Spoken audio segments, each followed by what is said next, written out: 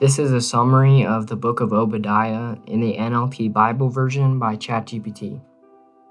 The author is Obadiah, servant of the Lord.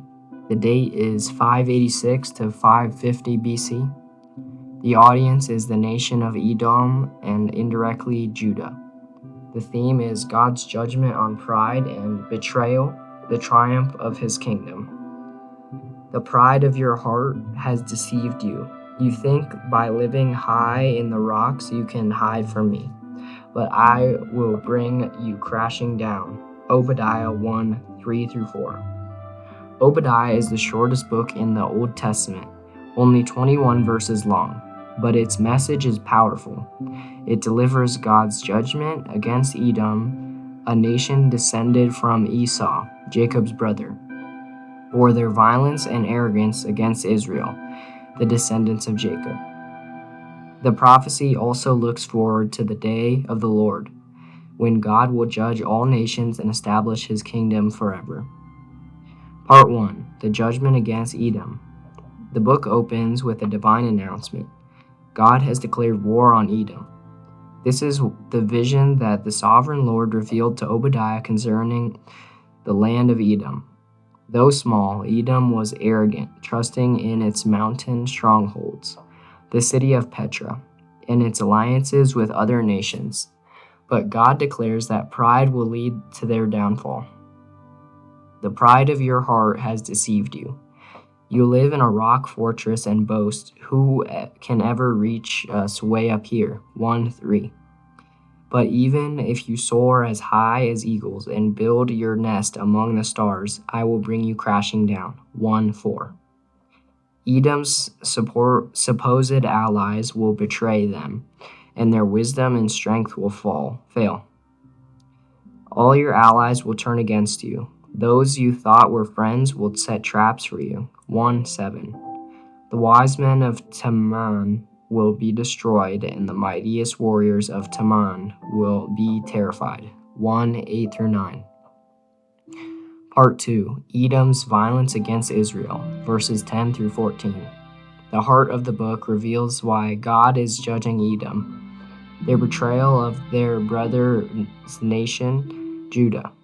When Jerusalem was attacked, likely by Babylon in 586 BC, Edom did nothing to help.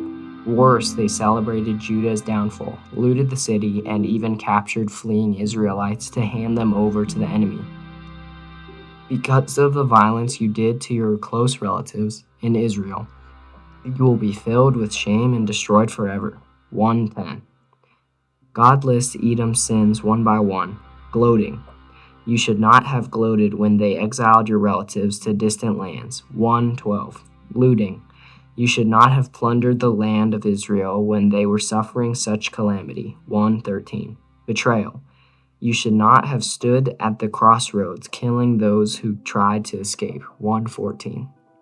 The message is personal. Betrayal of a brother is betrayal of God himself. The day of the Lord, verses 15-18. Obadiah widens the lens. Edom's judgment is a part of larger event. The day of the Lord, when all nations will be held accountable. The day is near when I, the Lord, will judge all godless nations. As you have done to Israel, so it will be done to you. 1:15.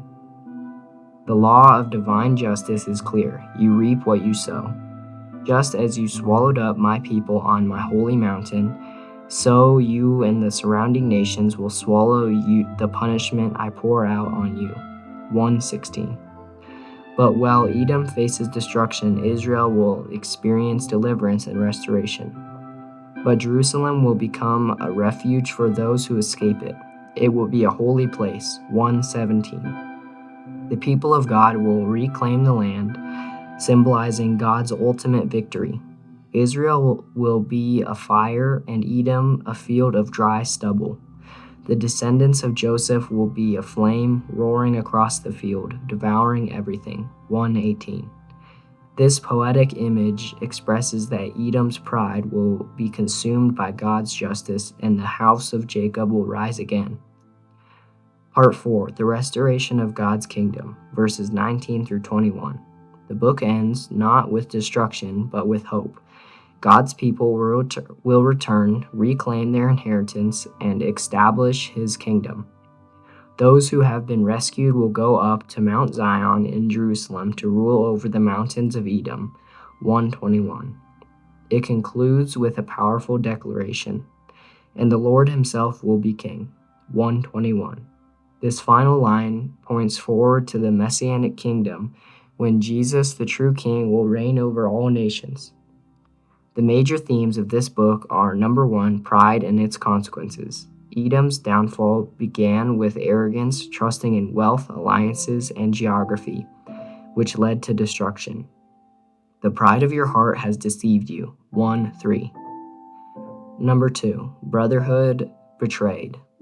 Edom's betrayal of Judah, their quote-quote brother, reflects humanity's tendency towards selfishness and cruelty. Because of the violence you did to your close relatives. 1:10. Number 3, divine justice. God's justice is fair and certain. What you do to others returns upon you. As you have done to Israel, so it will be done to you. 1:15. Number 4, the day of the Lord. This phrase points to both immediate judgment on Edom and future universal judgment of all nations. Number 5, God's sovereign kingdom. The closing promise anticipates God's ultimate rule. Justice will prevail, and the Lord will reign forever, and the Lord himself will be king. 121. In conclusion, though brief, the book of Obadiah delivers a profound message. God opposes the proud and defends the oppressed. Edom's story warns us that arrogance, betrayal, and indifference to suffering invite judgment, but it also reminds us that God's kingdom will rise and his justice will cover the earth. But Jerusalem will become a refuge, and the Lord himself will be king. 1:17 through 21.